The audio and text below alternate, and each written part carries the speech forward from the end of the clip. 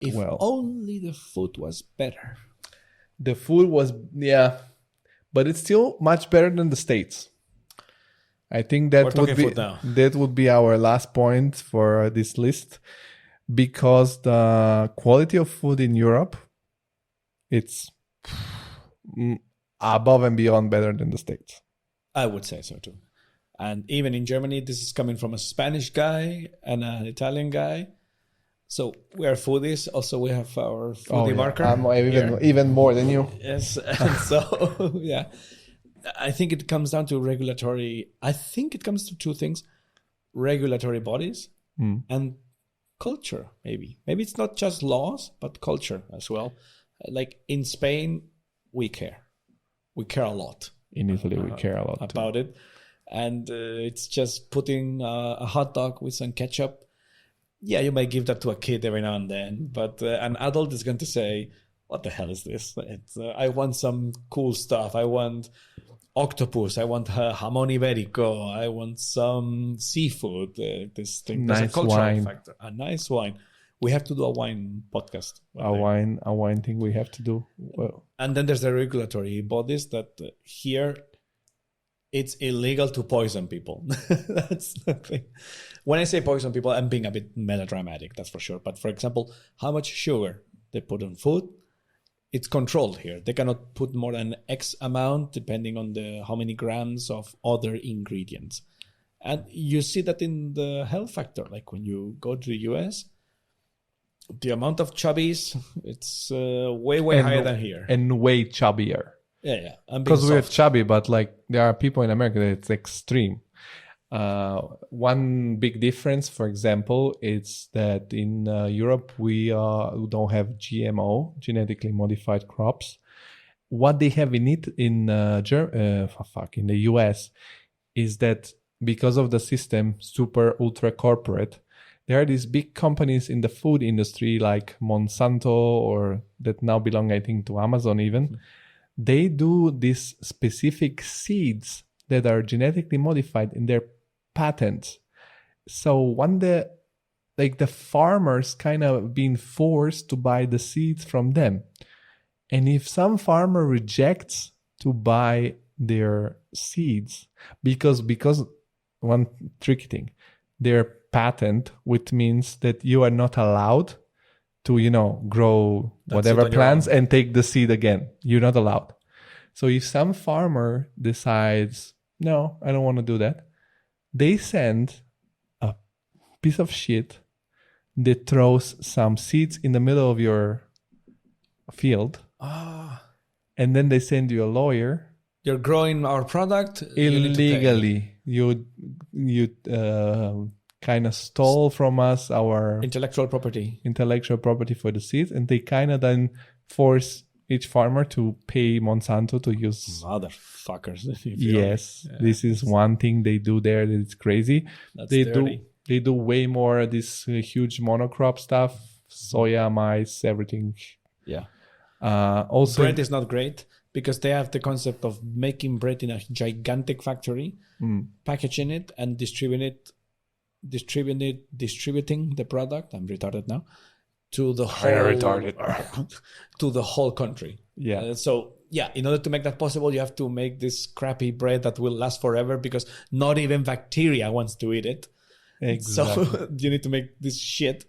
And yes, it will stay without getting moldy or spoiled, and you can distribute it 1,000 miles away.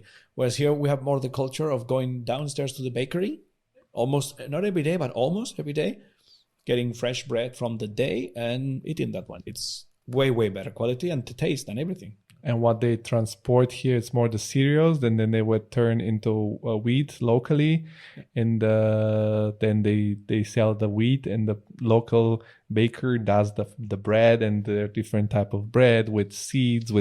It's, for example, Germany, at least at this, they're quite good. Bread and potatoes, they can do it. Yeah. Meat, they can do it.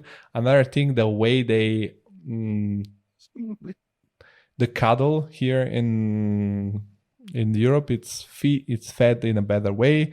Grass. Although not so much better than the US, but still we have more regulations. I have a funny story about this. I've watched this movie, which I recommend to all the listeners of this podcast if they want to inform themselves about the industry, Food Inc., which is an old documentary about how they make food in the States. And they explain how they do the killing of porks in the States. Basically, they do it with electricity. During COVID, I was working at a certain company here that might be familiar to you. Somewhat. And they were a lot specialized into the food production architecture, architecture for food production, because of course he has very big specification about sanitation, about stuff like that.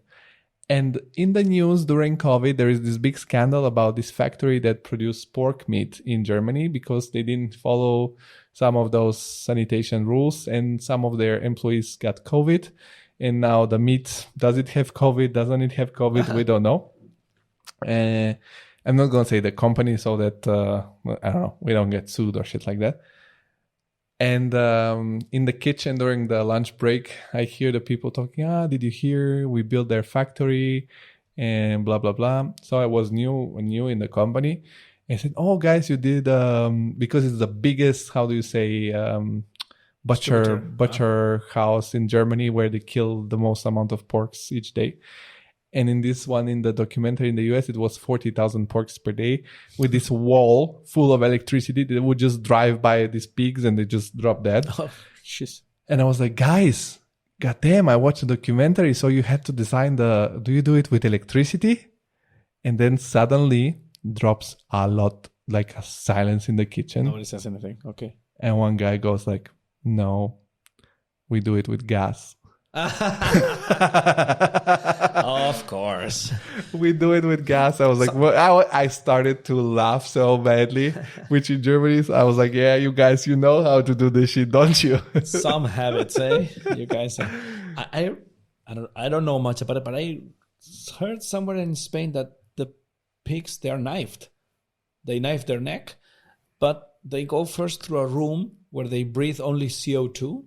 So they come out of that room very dazed and not knowing what's going on, and that's when the knife comes in. Well, maybe that's a small factory. But the problem is that you cannot kill 1,000 pigs every day and stay sane, I think. It's a lot of handiwork also. No, but it's also a lot of killing animals constantly.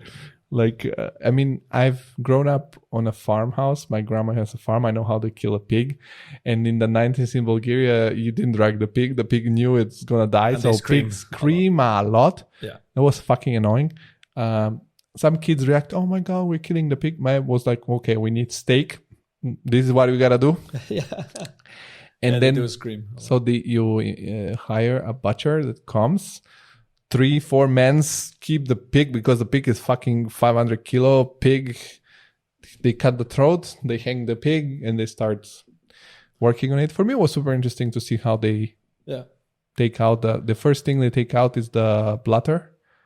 So that because if it explodes, the whole urine's gonna ruin the meat. Okay. And then they take out the first thing, the bladder, gun, stomach.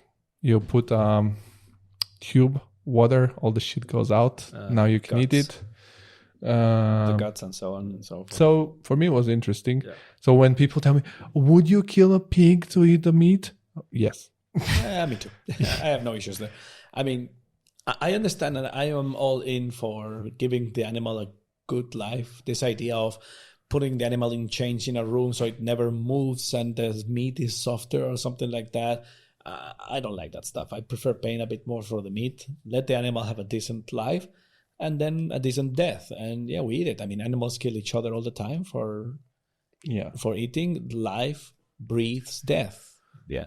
Although so it's a part of the cycle of life for me. I agree with you, but the good meat quality is becoming more and more elitarian. Like, I don't know, you pay a steak at a supermarket 10 euros, you pay at a good butcher, it's 40 euros. Yeah. So it's fucking ridiculous. So then you should eat steak maybe once a month. Which, thinking about it would be more, how do you say, just somehow. But I mean, we want burger, we want so. But yeah, we were talking regulation, and I heard in the US they have these mega farms where suddenly, I think it was last summer, there was this heat wave, and these cows or cattle that they were outside because they didn't have enough space to room them in the shadow. So like thousands of cows died because of the heat. Like 3,000 cows in one day, gone. I've heard the smell that there is when you pass by with a car. Fucking crazy. Yeah, So okay. It smells like rotten shit and guts. Smells no, not like guts. Smells like shit. Oh, okay. But I don't know. Yeah, so these are the things. I think the food, but also one thing that like we can finish more about this. Also, we have a big culture. Again, talking about heritage. Spain, Italy, France, even Germany, we have these thousands of hundreds of years of evolution about how we cook, what my grandma cooked, what your grandma cooked. You still cook it the same way. The jamon that it's done by hand, dried, fucking 48 months, cut by hand with the specific knives. Drunk, eaten with the specific wine, specific cheese. So we have also a better culture. Yeah, I think so. For food, we have a better culture. I hear in the US you can eat very well. Again, very expensive, very expensive. But yeah, here you can pay 1/10 the price in the US, and you'll get very, very high quality stuff. In Italy, you can go to fucking trattoria, which is this sort of restaurant more homey made. Drop 10 euros and you have eaten a lunch, and it's gonna be awesome.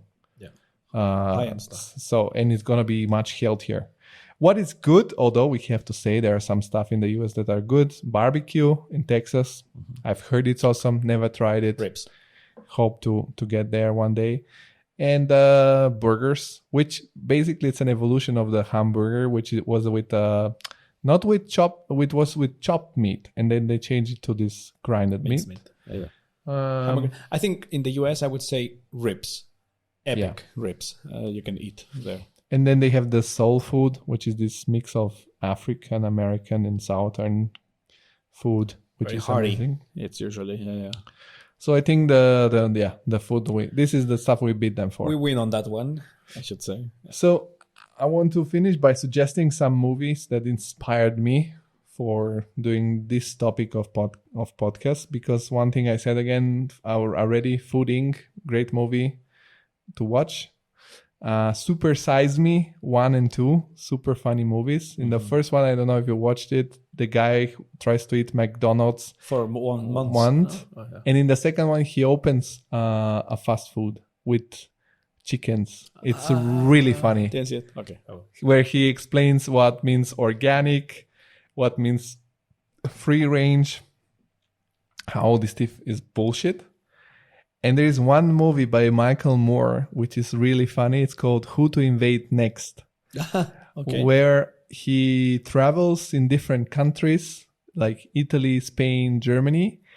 And because he says like how much America spends on invading countries, he says, okay, instead of spending the money to invade countries literally with the army, how about we invade by just go there and learn something from them and take it back to the States? Mm-hmm. So it was, again, the same topics, healthcare, food. He was saying, like, he was showing, for example, in Italy, some people that can go on vacation for so many days a year. In Germany, you have sickness. In France, they have great food in the schools. It was very shocking because, for example, in America, even the teachers, sometimes the insurance, the health insurance, in order to pay your stuff, they want you to wear a bracelet so they know that you have walked enough during the day. So it's ridiculous stuff. So Where to Invade Next by Michael Moore, very cool movie. There are articles that are also because more Americans are moving to Europe. So if Americans want to move to Europe, I'm going to put the link in the description of the podcast so they can read some articles. And comment your favorite food from each state. That would be awesome. We're probably not going to get every state, but I'm happy to hear what's the best thing from Hawaii, the best thing from Oregon, the best thing from Maryland, the best thing from Florida. But also there are people listening from other countries that are not the States. So they can also comment what is their favorite food from their country. Yeah. They can comment any other thing they don't agree with us or agree with us. And the link there are other links in the descriptions about our Instagram, Twitter. We post some more like interesting, funny stuff there. So follow them, and we'll see you in the next one. Yeah, here. Bye-bye.